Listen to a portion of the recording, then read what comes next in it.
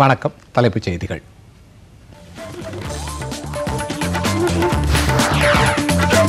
Helicopter ஒப்பந்தம் குறித்து நாடாளுமன்றத்தில் விவாதிக்க தயார், பிரதமர் மன்மோகன் சிங் அறிவிப்பு.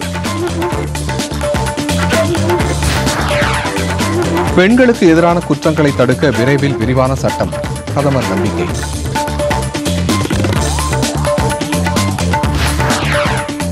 பெண்கள் சுயசார்புடன் வாழ்வதுதான் அவர்களுக்கு உண்மையான அதிகாரம் வழங்குவதாகும், குடியரசுத் தலைவர் Pranab Mukherjee.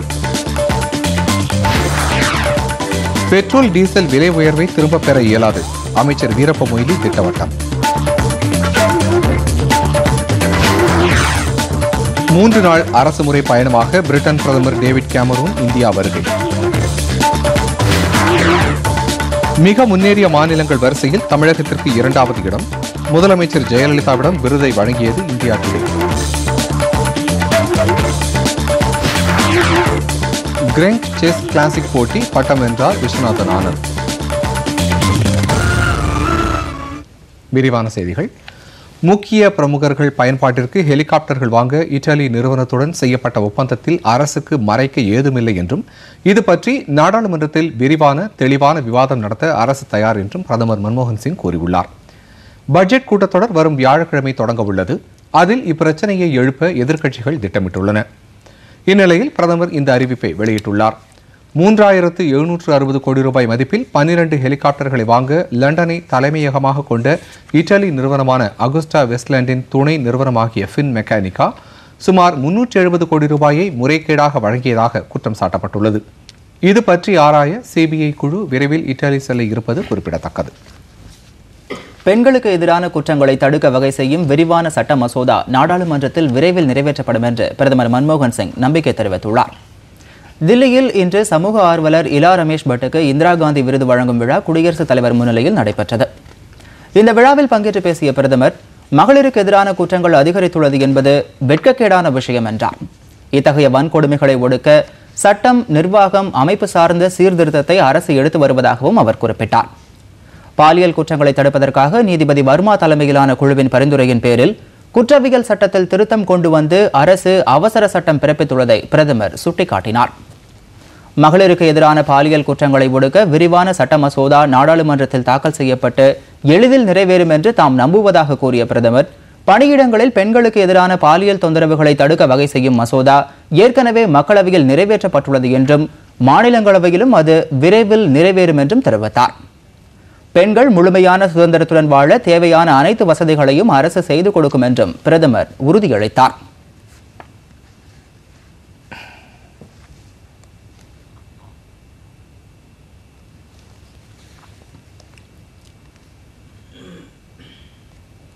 The story of Ilaben and Seva is not just a story of organizing poor women for economic empowerment.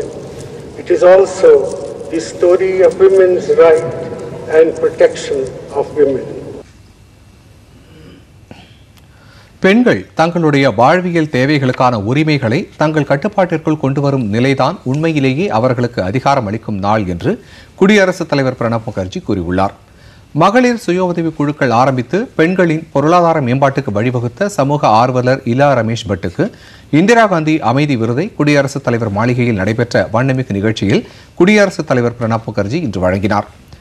நிகழ்ச்சியில் பேசிய அவர் இலா பட்டின் சேவையை மிகவும் பாராட்டினார். முன்னாள் பிரதமர் இந்திரா காந்தியின் தத்துவார்த்த கருத்துக்களை பிரதிபலிக்கும் அம்சமாக இலா பட் இருக்கிறார் என்று அவர் கூறினார். நாட்டில் இன்று மொத்த மக்கள் தொகையில் 48% பெண்கள்தான் என்றும், அவர்களின் கல்வி அறிவு தற்போது 65.5% உயர்ந்துள்ளது என்றும் குறிப்பிட்ட பிரணாப் முகர்ஜி, எனினும் ஆண்களுடன் ஒப்பிடும்போது படிப்பறிவில் அவர்கள் 16.7% பின்தங்கிய நிலையிலேயே இருக்கிறார்கள் என்றும் தெரிவித்தார். மகளிர் சுய உதவி குழுக்கள் பெண்களுக்கு போதிய அதிகாரம் கிடைக்க வழி செய்தன என்றும் அவர் கூறினார். பெண்கள் பிறரை சார்ந்திருக்கும் நிலையிலிருந்து மாறி தம்மை தாமே சார்ந்திருக்கும் நிலைக்கு வர வேண்டும் என்றும், அதுதான் உண்மையான மகளிர் அதிகாரம் என்றும் பிரணாப் குறிப்பிட்டார்.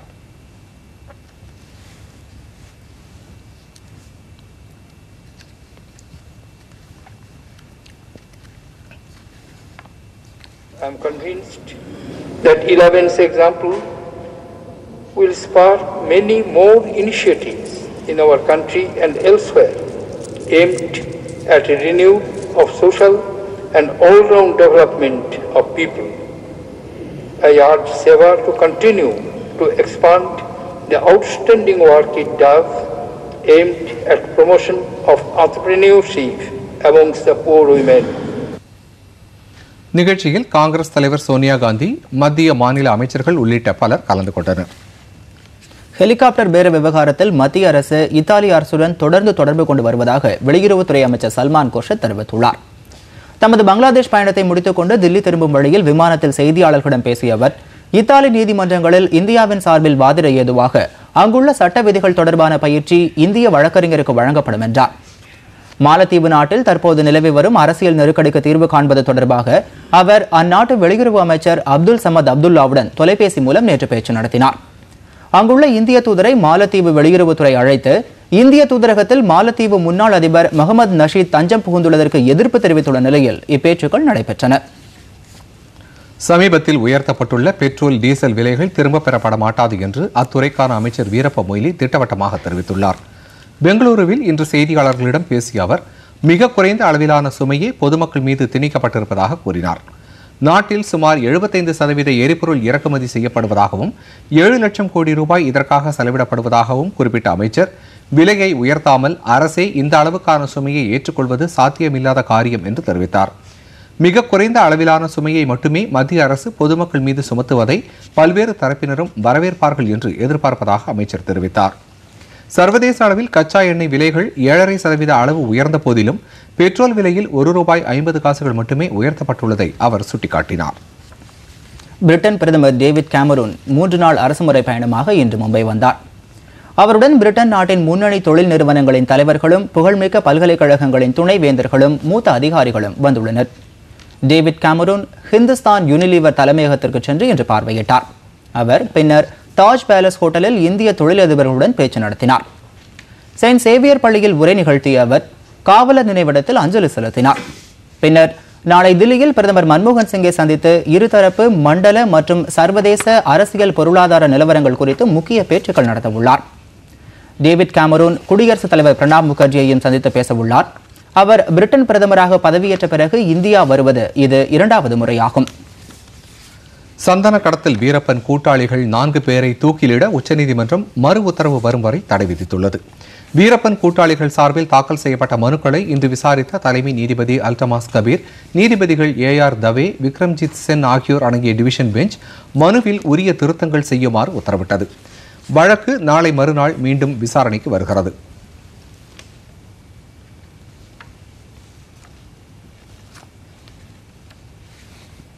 தூக்கு தண்டனை விதிக்கப்பட்டுள்ள சந்தன கடத்தல் வீரப்பன் கூட்டாளிகளை விடுவிக்க வேண்டும் என்று பிரதமர் மன்மோகன் சிங்கை மனித உரிமைகளுக்கான ஆசிய மையத்தின் இயக்குநர் சுஹாஸ் சக்மா வலியுறுத்தியுள்ளார். இதுகுறித்து அவர் வெளியிட்டுள்ள செய்திக்குறிப்பில், மரண தண்டனையை இந்திய அரசு முழுமையாக நீக்க வேண்டும் என்று கேட்டுக்கொண்டுள்ளார். தூக்கு தண்டனை பெற்றவர்களை மன்னித்து விடுவிக்காமல் அவர்களுக்கு தொடர்ந்து தண்டனையை நிறைவேற்றி வந்தால் உலக அளவில் தூக்கு தண்டனையை அதிகம் நிறைவேற்றும் நாடுகளான சீனா, ஈரான், சவுதி அரேபியா, ஈராக் வரிசையில் இந்தியாவும் சேர்ந்துவிடும் என்று சுட்டிக்காட்டியுள்ளார். ஐநாவில் இடம்பெற்றுள்ள 193 நாடுகளில் 140 நாடுகள் மரண தண்டனையை ஒழித்துவிட்டன என்று கூறியுள்ள சுஹாஸ், எஞ்சியுள்ள நாடுகளும் மரண தண்டனையை ஒழிப்பது பற்றி பரிசீலித்து வருகின்றன என்றும் தெரிவித்துள்ளார். காவிரி நடுவர் மன்ற உத்தரவை அரசிதழில் வெளியிடக்கூடாது என்று பிரதமர் மன்மோகன் சிங்கிடம் கர்நாடக முதலமைச்சர் ஜெகதீஷ் ஷெட்டர் தலைமையிலான அனைத்துக் கட்சி குழு வலியுறுத்தியுள்ளது. புதுதில்லியில் இன்று அவர் அம்மாநில அனைத்துக் கட்சி குழுவினருடன் இப்பிரச்சினை குறித்து பிரதமரை சந்தித்து பேசினார். அப்போது காவிரி பிரச்சனையில் கர்நாடகத்தின் நிலைப்பாடு குறித்து அவர்கள் பிரதமரிடம் விரிவாக எடுத்துக் கூறி நடுவர் மன்ற தீர்ப்பை அரசிதழில் வெளியிடுவதை தங்கள் மாநிலம் விரும்பவில்லை என்று விளக்கினார். இந்த குழுவில் கர்நாடக துணை முதலமைச்சர் R. அசோக், மாநில அமைச்சர்கள், சட்டமன்ற எதிர்க்கட்சித் தலைவர், கர்நாடக மாநிலத்தைச் சேர்ந்த மத்திய அமைச்சர்களும் இடம்பெற்றிருந்தனர். சட்டமன்ற தேர்தலை சந்திக்க உள்ள நாகாலாந்து மாநிலத்தில் ஆயுதங்களும் 1,10,00,000 ரூபாய் பணமும் வைத்திருந்த குற்றச்சாட்டின் பேரில் அம்மாநில உள்துறை அமைச்சர் இம்காங் இம்சென் காவல்துறையிடம் ஒப்படைக்கப்பட்டுள்ளார். அவர் மாநில தலைநகர் கொஹிமாவிலிருந்து தமது தொகுதியான கோரிதங்காவுக்கு சென்று கொண்டிருந்த போது அசாம் ரைபிள்ஸ் படைப்பிரிவினர் வாகனத்தை மடக்கி சோதனை செய்ததில் ரொக்கமும் ஆயுதங்களும் இருப்பது கண்டறியப்பட்டது. அதையடுத்து அசாம் ரைபிள்ஸ் அதிகாரிகள் அவரை காவல்துறையிடம் ஒப்படைத்தார்கள். தேர்தல் ஆணையம் நேற்று முன்தினம் ஹெலிகாப்டர் ஒன்றிலிருந்து 1 கோடி ரூபாய் நிதியை கைப்பற்றியது குறிப்பிடத்தக்கது. கடந்த 10 ஆண்டுகளில் மிக முன்னேறிய மாநிலங்கள் வரிசையில் தமிழகத்திற்கு இந்தியா டுடே மதிப்பீட்டில் 2வது இடம் கிடைத்துள்ளது. இதற்கான விருதை இந்தியா டுடே குழு முதன்மை ஆசிரியர் ராஜீவ் வை இன்று சென்னையில் முதலமைச்சர் ஜெயலலிதாவிடம் வழங்கினார். வேளாண் வளர்ச்சியில் பெரிய மாநிலங்கள் வரிசையில் சென்ற ஆண்டு தமிழகம் முதலிடம் பிடித்துள்ளது. வரும் 22ஆம் தேதி தில்லியில் நடைபெறும் நிகழ்ச்சியில் மேலும் பல பிரிவுகளில் விருதுகள் வழங்கப்பட உள்ளன. கல்வி மற்றும் ஒட்டுமொத்த துறைகளில் சிறந்த நகரமாக சென்னை மதிப்பிடப்பட்டுள்ளது. கல்வி மற்றும் சுற்றுச்சூழலில் வளர்ந்து வரும் நகரங்கள் பட்டியலில் மதுரையும், முதலீட்டை ஈர்க்கும் வளரும் நகரங்களில் கோவையும் முதலிடம் பிடித்துள்ளன. இவற்றுக்கான விருதுகளை பெற மாநில அமைச்சர்கள் ஓ பன்னீர்செல்வம், நத்தம் விஸ்வநாதன், KP முனுசாமி ஆகியோர் தில்லிக்கு அனுப்பி வைக்கப்படுவார்கள் என்று முதலமைச்சர் ஜெயலலிதா தெரிவித்துள்ளார். முதல் தலைமுறை தொழில் முனைவோருக்கான திட்டம் ஒன்றை தமிழக அரசு செயல்படுத்த இருப்பதாக மாநில ஊரக தொழில்துறை அமைச்சர் ப. மோகன் கூறியுள்ளார்.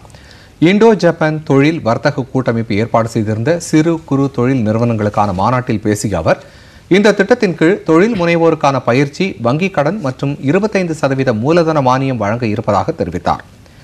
மாநில தொழில்துறை அமைச்சர் பி. தங்கமணி, தமிழக அரசின் தொலைநோக்கு பார்வை 2023 திட்டத்தின் 2வது பகுதி விரைவில் வெளியிடப்படும் என்றார். தமிழகத்தில் கடந்த 2 ஆண்டுகளில் 17 வெளிநாட்டு நிறுவனங்கள் சுமார் 26,000 கோடி ரூபாய் அளவுக்கு முதலீடு செய்துள்ளதாக அவர் கூறினார். இதன் மூலம் சுமார் 1.5 லட்சம் பேருக்கு நேரடி மற்றும் மறைமுக வேலைவாய்ப்பு கிடைத்துள்ளது என்றும் அவர் தெரிவித்தார். நிகழ்ச்சியில் சென்னையில் உள்ள ஜப்பான் துணை தூதரக தலைவர் மசனோரி நகானா உட்பட பலர் கலந்து கொண்டனர். கரும்பு கொள்முதல் விலை உயர்வு பற்றி ஆளுநர் உரையில் அறிவிப்பு இல்லாததால் விவசாயிகள் ஏமாற்றம் அடைந்துள்ளார்கள் என்று திமுக தலைவர் மு. கருணாநிதி கூறியிருக்கிறார். அவர் இன்று சென்னையில் விடுத்துள்ள அறிக்கையில், கரும்பு கொள்முதல் விலை டன்னுக்கு 2,500 ரூபாயாக நிர்ணயிக்கப்படும் என்று அஇஅதிமுக தேர்தல் வாக்குறுதியில் கூறப்பட்டிருந்ததாகவும், ஆனால் விலை 2,350 ரூபாயாகவே உள்ளதாகவும், இதிலும் வாகன வாடகைக்காக 100 ரூபாயை பிடித்தம் செய்து கரும்பு ஆலைகள் வழங்குவதாகவும் தெரிவித்துள்ளார். விலையை உயர்த்த அவர் கோரியுள்ளார். சிந்தனை சிற்பி சிங்காரவேலர் 154வது பிறந்த நாளை ஒட்டி சென்னை மாவட்ட ஆட்சியர் அலுவலகத்தில் உள்ள அவரது சிலைக்கு கீழே வைக்கப்பட்டிருந்த உருவப்படத்திற்கு தமிழக அமைச்சர்கள் மலர் தூவி மரியாதை செலுத்தினர். செய்தி மற்றும் மக்கள் தொடர்புத்துறை அமைச்சர் ராஜேந்திர பாலாஜி, சமூக நலத்துறை அமைச்சர் ப. வளர்மதி, கால்நடைத்துறை அமைச்சர் TKM சின்னையா, மாநகராட்சி மேயர் சைதை துரைசாமி உள்ளிட்ட பலர் அன்னாருக்கு மரியாதை செலுத்தினார்கள். பள்ளி நிர்வாகம், மாணவர்கள், பெற்றோர் ஆகியோர்களுக்கிடையே தகவல்களை பரிமாறி நல்லுணர்வை ஏற்படுத்தும் வாய்ஸ் கம்யூனிகேஷன் என்ற புதிய தொழில்நுட்ப சேவையை மாநில வணிக வரித்துறை அமைச்சர் BV ரமணா திருவள்ளூரில் உள்ள APS வித்யா மந்திர் பள்ளியில் தொடங்கி வைத்தார். வாய்ஸ் நாப் நிறுவனத்தின் மூலம் அறிமுகப்படுத்தப்பட்டுள்ள வாய்ஸ் கம்யூனிகேஷன் திட்டத்தின் வாயிலாக பெற்றோர்கள் எந்த மொழியில் வேண்டுமானாலும் செல்போன் அல்லது குறுஞ்செய்திகள் மூலமாக தேவையான தகவல்களை ஆசிரியர்கள் மற்றும் பள்ளி நிர்வாகத்திடமிருந்து பெற முடியும் என்று இந்த விழாவில் தெரிவிக்கப்பட்டது. நிகழ்ச்சியில் பேசிய அமைச்சர் ரமணா, மாணவர்கள் படிப்பறிவு மட்டுமின்றி அனைத்து கலைகள் பற்றிய அறிவையும் பெற்றிருந்தால்தான் எதிர்காலத்தில் தன்னம்பிக்கையோடு எதிர்கொள்ள முடியும் என்றார். நிகழ்ச்சியில் பாடகர் சீர்காழி சிவச்சிதம்பரம், பள்ளியின் செயலாளர் ரமேஷ் சுப்பிரமணியன் உட்பட பலர் கலந்து கொண்டனர். இதையொட்டி பள்ளி மாணவர்களின் கலை நிகழ்ச்சிகளும் நடைபெற்றன. திருவண்ணாமலை மாவட்டம் தென்பாதிமங்கலம் கிராமத்தில் இன்று நடைபெற்ற விழாவில் முதியோர் உதவித்தொகை, பட்டா மாறுதல், ஜாதி சான்றிதழ்கள் போன்றவற்றை பயனாளிகளுக்கு மாநில தகவல் தொழில்நுட்பத்துறை அமைச்சர் சுப்பிரமணியன் வழங்கினார். இவ்விழாவில் பேசிய அவர், மாநில அரசு வழங்கும் விலையில்லா மிக்சி, கிரைண்டர், மின்விசிறி ஆகியவற்றை பெறும் பயனாளிகளிடம் பணம் கேட்கும் ஊராட்சி தலைவர்கள் பற்றி மாவட்ட ஆட்சியரிடம் புகார் தெரிவித்தால் உடனடியாக நடவடிக்கை எடுக்கப்படும் என்றார். இப்புகார்களை தெரிவிப்பதற்காக மாவட்ட ஆட்சியரின் கைபேசி எண் மாவட்டம் முழுவதிலும் உள்ள அனைத்து நியாய விலை கடைகளிலும் எழுதி வைக்கப்பட்டுள்ளதாகவும் அவர் தெரிவித்தார். இந்நிகழ்ச்சியில் மாவட்ட ஆட்சித்தலைவர் விஜய் பிங்லே, சட்டமன்ற உறுப்பினர் அரங்கநாதன், முன்னாள் அமைச்சர் S. ராமச்சந்திரன் உள்ளிட்டோர் கலந்து கொண்டனர். சுய தொழில் செய்வதை ஊக்குவிப்பதற்கு தமிழக அரசு தொழில் முனைவோர் மேம்பாட்டு நிறுவனத்தின் மூலம் 100 கோடி ரூபாய் நிதி ஒதுக்கீடு செய்துள்ளதாக மாநில ஊரக தொழில்துறை அமைச்சர் ப. மோகன் தெரிவித்துள்ளார். சென்னையில் தனியார் மகளிர் கல்லூரியில் தொழில் முனைவோர் வார விழாவில் கலந்து கொண்டு பேசிய அமைச்சர் இவ்வாறு குறிப்பிட்டார். பின்னர் பல்வேறு மாவட்ட மகளிர் சுய உதவி குழுவினர் நடத்திய கைவினைப் பொருட்கள் கண்காட்சியை அமைச்சர் பார்வையிட்டார்.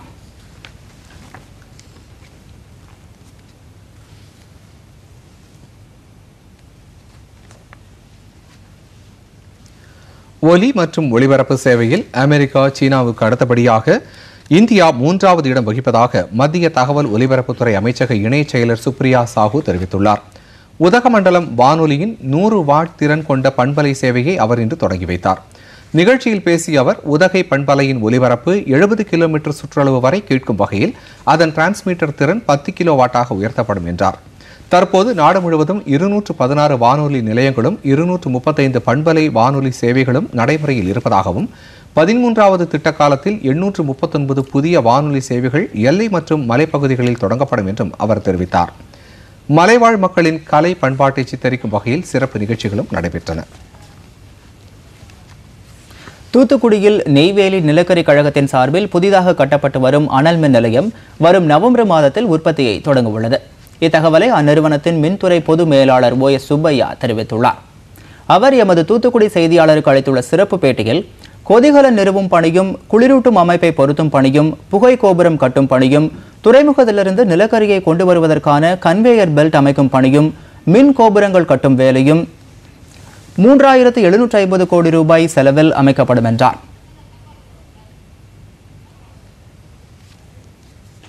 சென்ற 2003ஆம் ஆண்டு தமிழக அரசும் நெய்வேலி நிலக்கரி கழகமும் இப்புதிய அனல் மின் நிலையத்தை அமைக்க ஒப்பந்தம் செய்து கொண்டன.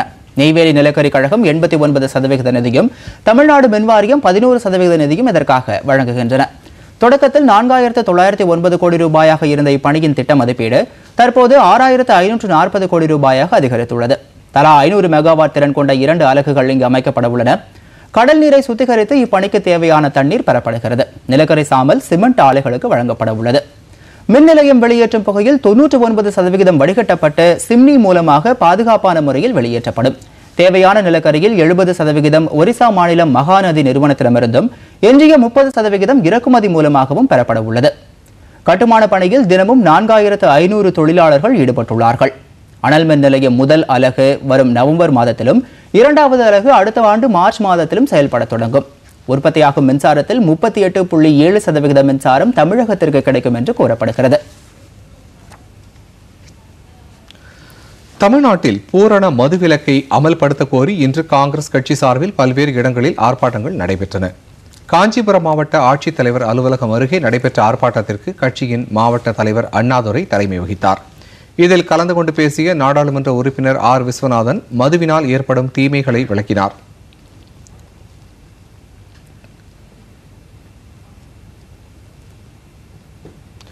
இதேபோல் வேலூரில் நடைபெற்ற ஆர்ப்பாட்டத்திற்கு மாநில பொதுச் செயலாளர் சி. ஞானதேசிகன் தலைமை வகித்தார். பின்னர் செய்தியாளர்களிடம் பேசிய அவர் மது பழக்கத்தால் குற்றங்கள் அதிகரித்து வருவதால் உடனடியாக பூரண மதுவிலக்கை அமல்படுத்த வேண்டும் என்றார்.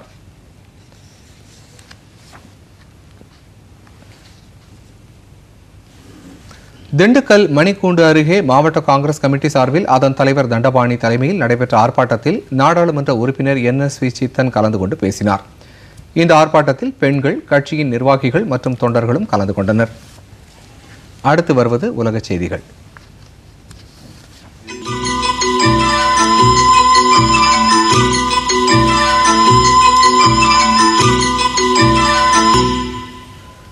பாகிஸ்தானில் தற்கொலைப்படை தீவிரவாதிகள் அரசு அலுவலக கட்டிடங்களில் புகுந்து தாக்குதல் நடத்தியதில் 5 பேர் பலியாகினர்.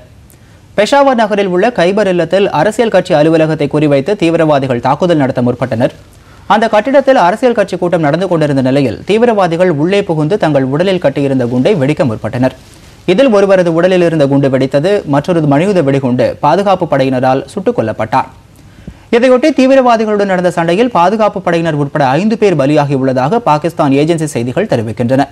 சிறையில் இருக்கும் சக தீவிரவாதிகளை விடுவிக்க வேண்டும் என்பதற்காக இந்த தாக்குதலை தீவிரவாதிகள் நடத்தியதாக தெரிகிறது. தென் அமெரிக்க கண்டத்தைச் சேர்ந்த நாடாகிய ஈக்வெடாரில் அதிபர் ரஃபேல் கொரியா அப்பதவிக்கு மீண்டும் தேர்ந்தெடுக்கப்பட்டுள்ளார். அதிபர் தேர்தலில் பதிவான வாக்குகள் நேற்று எண்ணப்பட்டதில் முதற்கட்ட முடிவுகளின்படி அவர் 58% வாக்குகள் பெற்றுள்ளார். இதைத் தொடர்ந்து 49 வயதான இடதுசாரி பொருளாதார நிபுணரான ரஃபேல் 3வது முறையாக அதிபராக பொறுப்பேற்க உள்ளார். அடுத்து வருவது செய்தித் துளிகள்.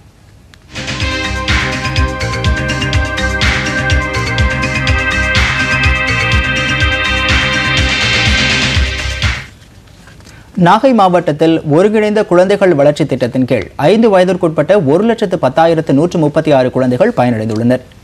இந்த மாவட்டத்தில் கொள்ளிடம், சீர்காழி, நாகை, வேதாரண்யம், கீழ்வேளூர், திருமருகல் உள்ளிட்ட 11 ஊராட்சி ஒன்றியங்கள் உள்ளன. இவற்றில் 1125 இடங்களில் ஒருங்கிணைந்த குழந்தைகள் வளர்ச்சி திட்டத்தின் கீழ் அங்கன்வாடிகள் செயல்படுகின்றன. இந்த அங்கன்வாடிகளில் குழந்தைகளுக்கு முட்டை, பாசிப்பயிறு ஆகியவற்றுடன் சத்தான உணவு வழங்கப்படுகிறது. இதுபோல வளர் இளம் பெண்களுக்கு ஆரோக்கியம் குறித்த பயிற்சிகள் வழங்கப்படுவதால் அவர்களும் பலனடைந்து வருகிறார்கள். குழந்தைகளுக்கு தடுப்பூசி போடுவதன் அவசியம் குறித்து தாய்மார்களுக்கு இந்த மையங்கள் மூலமாக எடுத்துரைக்கப்படுகிறது. இதனால் தாயும் சேயும் நலமுடன் வாழ வழி ஏற்படுகிறது. அனைவருக்கும் கல்வி திட்டத்தின் மூலம் பெரம்பலூர் மாவட்டத்தில் 86 மாற்றுத்திறனாளி குழந்தைகள் உட்பட 601 பள்ளி செல்லா குழந்தைகள் கண்டறியப்பட்டு அவர்களை பள்ளிக்கூடங்களில் சேர்க்க நடவடிக்கை எடுக்கப்பட்டுள்ளது. இம்மாவட்டத்தில் இப்பணிக்காக செஞ்சேரி, குன்னம், தீரன் நகர், அரும்பாவூர், திருமாந்துறை, வேப்பந்தட்டை உள்ளிட்ட இடங்களில் 16 மையங்கள் அமைக்கப்பட்டுள்ளன. இம்மையங்கள் ஒவ்வொன்றிலும் 2 ஆசிரியர்கள், 1 காவலர், 2 சமையலர் மற்றும் 1 காப்பாளர் பணியில் அமர்த்தப்பட்டுள்ளனர். இம்மையத்தில் சேர்க்கப்படும் இடைநின்ற மாணவ மாணவிகளுக்கு சீருடைகள், பாய்கள், தலையணைகள், வாளி, நோட்டு புத்தகம், எழுது பொருட்கள் இலவசமாக வழங்கப்படுகின்றன. நடப்பாண்டில் இதன் செயல்பாட்டிற்காக 1,20,00,000 ரூபாயை அரசு ஒதுக்கீடு செய்துள்ளது. வரும் 2014ஆம் ஆண்டிற்குள் பள்ளி செல்லா குழந்தைகளே இல்லாத மாவட்டமாக பெரம்பலூர் திகழும் என்று மாவட்ட ஆட்சியர் தரேஸ் அகமது நம்பிக்கை தெரிவித்துள்ளார். இந்து மதத்தை உலக அளவில் பரப்பிய இளம் துறவி சுவாமி விவேகானந்தரின் 150வது பிறந்த தினத்தை சிறப்பிக்கும் வகையில் மதுரையில் இன்று 5000 மாணவர்கள் பங்கேற்ற யோகா சூரிய நமஸ்கார நிகழ்ச்சி நடைபெற்றது. எதை நினைக்கிறாயோ அதுவாகவே ஆவாய் என்ற விவேகானந்தரின் பொன்மொழிக்கு ஏற்ப மனதை வயப்படுத்தி மனம் ஒன்றி யோகா கலையின் மூலம் மாணவர்கள் சூரிய நமஸ்காரம் செய்த காட்சி காண்போரை வியப்பில் ஆழ்த்தியது. இந்நிகழ்ச்சியில் ஆசிரியர்கள், பெற்றோர்கள் மற்றும் பொதுமக்கள் பெருமளவில் கலந்து கொண்டனர். விவேகானந்தர் பள்ளியின் செயலாளர் நியமானந்தா சுவாமிகள் சிறப்புரையாற்றினார். கவிஞர் ஆண்டாள் பிரியதர்ஷினி எழுதிய 5 நூல்கள் மற்றும் குறும்பட தகடுகள் வெளியீட்டு விழா கோவையில் நேற்று நடைபெற்றது. இந்நூல்களை இந்துஸ்தான் கல்வி குழுமங்களின் தலைவர் சரஸ்வதி கண்ணையன் வெளியிட்டார். முதல் பிரதிகளை சமத்தூர் ஜமீன் ஆனூர் சாந்தி வானவராயர் பெற்றுக்கொண்டார். இந்நிகழ்ச்சிக்கு தலைமை வகித்து பேசிய நீதிபதி ராமசுப்பிரமணியன், பெண்களுக்கு பெருமை சேர்க்கும் இந்த அரிய நூல்கள் அனைவருக்கும் பயன் தரும் வகையில் அமைந்துள்ளன என்று பாராட்டினார். சாகித்ய அகாடமி விருது பெற்ற கவிஞர் புவியரசு, விஜய பதிப்பகத்தின் தலைவர் வேலாயுதம் மல்லையன், கல்வி குழும நிறுவனர் துரைசாமி, கவிஞர் பாலரமணி உள்ளிட்ட பல இலக்கியவாதிகள் கலந்து கொண்டனர். பாரத ஸ்டேட் வங்கி வரும் ஆண்டில் நாடு முழுவதும் 1000 கிளைகளை திறக்க உள்ளதாக அதன் தலைவர் பிரதீப் சௌத்ரி தெரிவித்துள்ளார்.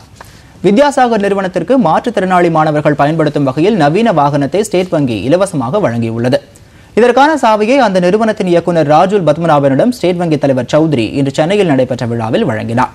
பின்னர் செய்தியாளர்களிடம் பேசிய அவர், ஸ்டேட் வங்கி தனது லாபத்தில் 1% ஆண்டுதோறும் சமூக பொறுப்புணர்வு பணிகளுக்காக ஒதுக்குகிறது என்றார்.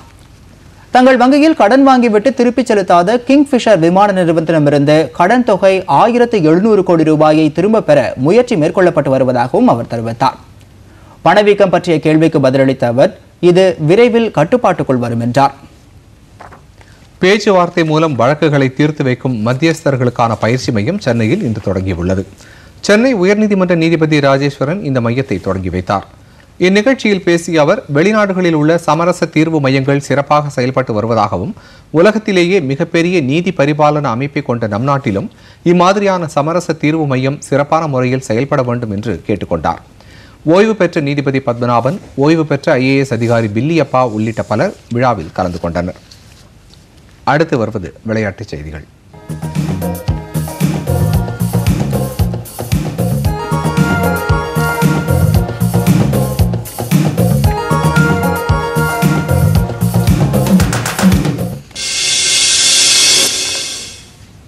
முதலமைச்சர் ஜெயலலிதாவின் 65வது பிறந்த தின விழாவை முன்னிட்டு திருநெல்வேலியில் நடைபெற்ற தென்னிந்திய மகளிர் ஹாக்கி இறுதிப் போட்டியில் கர்நாடக அணி வெற்றி பெற்றது. கடந்த 4 நாட்களாக நடைபெற்ற போட்டியில் தமிழ்நாடு, கேரளா, கர்நாடகா, ஆந்திரா மற்றும் புதுச்சேரி ஆகிய மாநிலங்களைச் சேர்ந்த 19 அணிகள் பங்கேற்றனர். இறுதிப் போட்டியில் கர்நாடக அணி தன்னை எதிர்த்து ஆடிய கேரள அணியை 2-1 என்ற கோல் கணக்கில் தோற்கடித்து வெற்றி பெற்றது. முதலிடம் பிடித்த கர்நாடக அணிக்கு முதலமைச்சரின் கோப்பை, 25,000 ரூபாய் ரொக்கம் மற்றும் பாராட்டு சான்றிதழ்களை சுற்றுலாத்துறை அமைச்சர் கோகுல இந்திரா வழங்கினார். 2வது இடம் பிடித்த கேரள அணி மற்றும் பங்கேற்ற அனைத்து அணிகளுக்கும் பாராட்டு சான்றிதழ் உள்ளிட்ட பரிசுகள் வழங்கப்பட்டன. இந்நிகழ்ச்சியில் வனத்துறை அமைச்சர் KT பச்சைமால், தொழிலாளர் நலத்துறை அமைச்சர் செல்லப்பாண்டியன், மாநகராட்சி மேயர் விஜிலா சத்யானந்த் உள்ளிட்டோர் கலந்து கொண்டனர். தென்மண்டல பள்ளிகளுக்கு இடையேயான கராத்தே போட்டி தஞ்சாவூரில் இன்று நடைபெற்றது. டிராகன் கராத்தே பள்ளி சார்பில் நடத்தப்பட்ட இப்போட்டியில் சென்னை, திருச்சி, மதுரை, கோவை உள்ளிட்ட 24 மாவட்டங்களைச் சேர்ந்த சுமார் 400க்கும் மேற்பட்ட மாணவ மாணவியர் கலந்து கொண்டனர். கட்டா, சாய் பிரிவுகள் உள்ளிட்ட பல்வேறு பிரிவுகளில் மொத்தம் 45 போட்டிகள் நடத்தப்பட்டு வெற்றி பெற்றவர்களுக்கு பரிசுகள் வழங்கப்பட்டன. இன்றைய காலகட்டத்தில் தற்காப்பு கலையான கராத்தேயை கற்றுக்கொள்வது பயனுள்ளதாக இருக்கிறது என்று இப்போட்டிகளில் பங்கேற்ற மாணவிகள் தெரிவித்தனர். ஹாக்கி உலகக்கோப்பை போட்டித் தொடருக்கான லீக் ஆட்டங்கள் இன்று புதுதில்லியில் தொடங்கின. நெதர்லாந்தின் தி ஹேக் நகரில் அடுத்த ஆண்டு நடைபெறவிருக்கும் உலகக்கோப்பை போட்டித் தொடருக்கு தகுதி பெறும் அணிகளை தேர்வு செய்யும் 2வது சுற்று லீக் போட்டிகள் இவை. ஆடவர் பிரிவில் இன்று மேஜர் தியான்சந்த் விளையாட்டு அரங்கில் இந்திய அணி ஃபிஜி அணியை எதிர்கொள்ளவிருக்கிறது. மகளிர் பிரிவில் கஜகஸ்தான் அணியை இந்திய அணி எதிர்த்து விளையாடும். கிராண்ட் செஸ் கிளாசிக் போட்டியில் உலக சாம்பியனும் இந்திய வீரருமான விஸ்வநாதன் ஆனந்த் பட்டத்தை வென்றுள்ளார். பேதனில் நடைபெற்ற பரபரப்பான ஆட்டத்தில் ஜெர்மனியின் அர்காடிஜ் நெய்டிஷை ஆனந்த் கடுமையாக போராடி வீழ்த்தினார். இதன் மூலம் இந்த ஆண்டின் முதல் பட்டத்தை விஸ்வநாதன் ஆனந்த் பெற்றுள்ளார். இது குறித்து மகிழ்ச்சி தெரிவித்துள்ள ஆனந்த் மிகுந்த கவனத்துடன் ஆடி இந்த ஆட்டத்தை டிரா செய்யாமல் வென்றுள்ளதாக கூறினார். இந்த போட்டியில் ஆனந்த் 6.5 புள்ளிகளை பெற்றார் என்பது குறிப்பிடத்தக்கது. அடுத்து வருவது வானிலை செய்தி.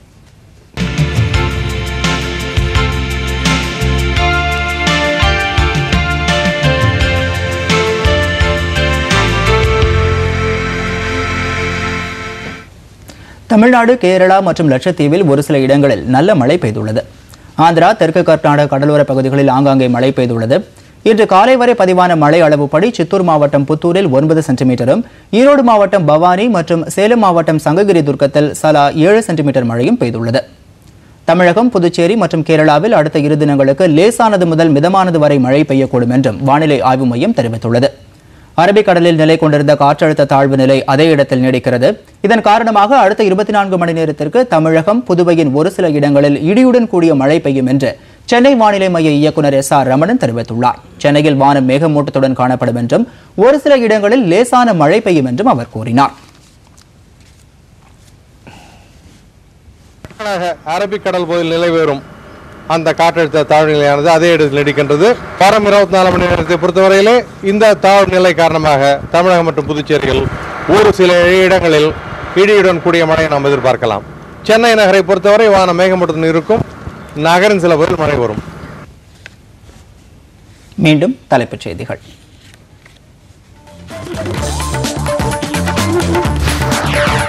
ஹெலிகாப்டர் ஒப்பந்தம் குறித்து நாடாளுமன்றத்தில் விவாதிக்க தயார், பிரதமர் மன்மோகன் சிங் அறிவிப்பு.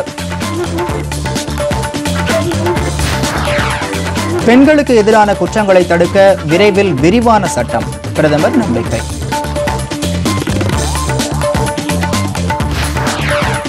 பெண்கள் சுயசார்புடன் வாழ்வதுதான் அவர்களுக்கு உண்மையான அதிகாரம் வழங்குவதாகும், குடியரசுத் தலைவர் பிரணாப் முகர்ஜி. பெட்ரோல், டீசல் விலை உயர்வை திரும்ப பெற இயலாது, அமைச்சர் வீரப்ப மொய்லி திட்டவட்டம்.